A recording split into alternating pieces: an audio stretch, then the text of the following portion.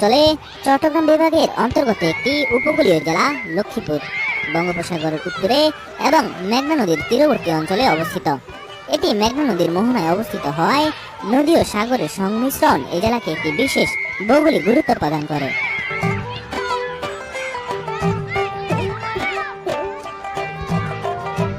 এই জেলার 5টি উপজেলার মধ্যে 4টি উপজেলাই নদী কেন্দ্রিক।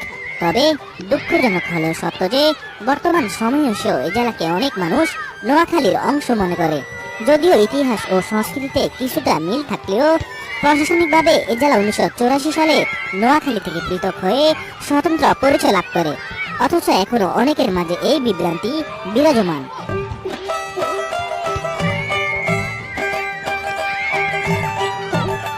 বিভিন্ন নিউজ মিডিয়া এই জেলাকে কোণঠাসা করে রাখলেও সৌন্দর্যের দিক দিয়ে এটি কম নয়। প্রাকৃতিক সৌন্দর্য, সংস্কৃতি, ইতিহাস এবং সম্ভাবনার দিক থেকে অনেক সমৃদ্ধ।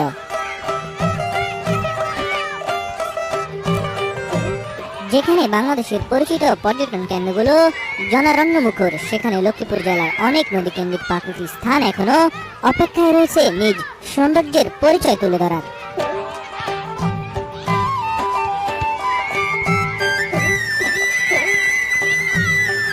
চরকাছিয়ার রাহুলঘাট লক্ষ্মীপুর জেলার রায়পুর উপজেলার 8 নং দক্ষিণ চরবংশী ইউনিয়নের 9 নং ওয়ার্ডে অবস্থিত। মেঘনার একটি ছোট শাখা নদীর কূলে গড়ে ওঠা প্রাকৃতিক এক লুকোনো রত্ন। এটি যেন প্রাকৃতিক নৈসর্গিক সৌন্দর্য ও চরের মানুষের জীবন সংগ্রামের প্রতিচ্ছবি।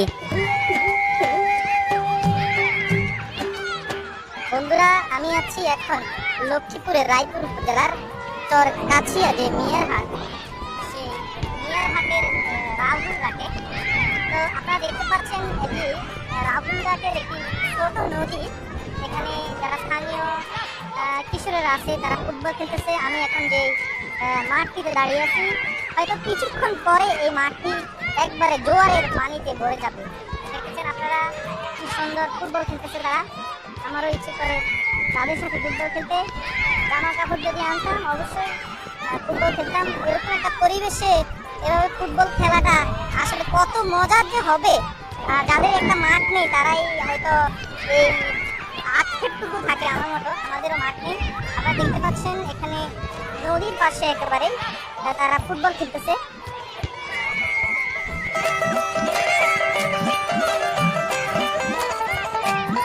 ছোট ছোট নদীগুলো কুলকুল ধ্বনি তুলে বয়ে চলেছে শান্ত চরের বুক চিরে। নদীর দুধারে বিস্তীর্ণ সবুজ চর, সেই চরে ছড়িয়ে আছে গরুর পাল। কিছুক্ষণ আগেও এই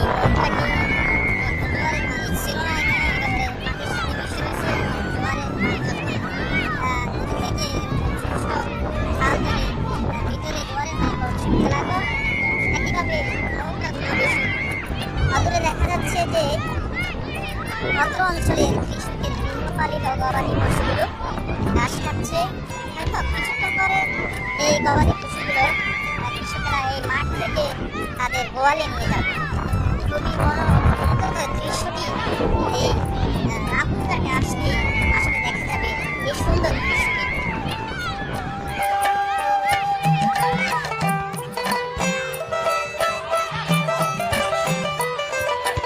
বর্ষায় রাহুলঘাটের আকাশ যেন জোয়ার ভাটার মতো তার রূপ বদলায়। কখনো ঘন কালো মেঘে পুরো আকাশ ঢেকে যায়, নেমে আসে এক বিষণ্ণ আবহ। আবার সেই মেঘ ভেদ করে জলমল রোদের ঝিলিক পড়ে নদীর জলে। নদীর ঢেউগুলো তখন সোনালি আলোয় চকচক করে ওঠে। রাহুলঘাট হয়ে ওঠে এক